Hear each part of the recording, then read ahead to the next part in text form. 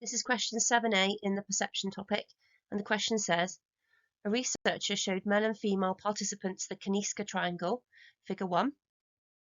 So that's a Kaniska triangle. They were asked to write down their perception of what they saw, a white triangle on top of another triangle, incomplete circles or an incomplete triangle, and the researcher split the results into male and female responses. The results are shown in table 1.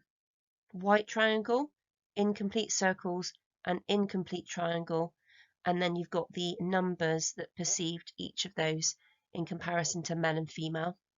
And it says draw a suitable graph to represent the data in table 1, provide a suitable title, and fully label your graph, 4 marks. So what that basically means, I've just underlined those things here because it's specifically asking you about the Kaniska triangle, and so you need to make sure you write that in the title. You're comparing males and females, so again, that's an important part of the title of your graph. Draw a suitable graph, so you need to think, which graph am I going to choose? Am I going to choose a bar chart, or am I going to choose a histogram? Which one is the best?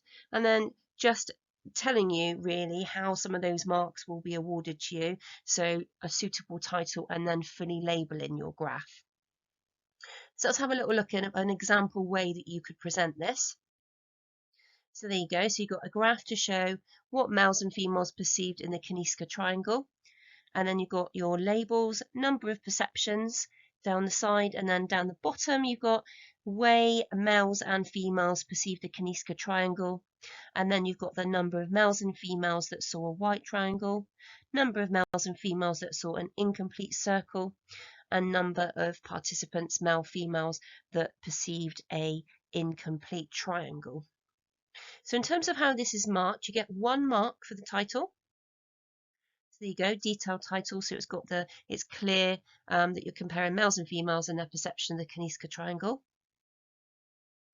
1 mark for axes being labelled correctly, so you can see their number of perceptions, and then the way that males and females perceive the Kaniska triangle, that's clearly labelled axes.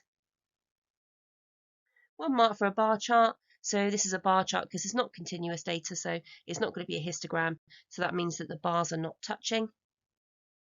And then 1 mark for correctly plotting it. Okay, so making sure that the actual data that you've got is the correct data in your chart.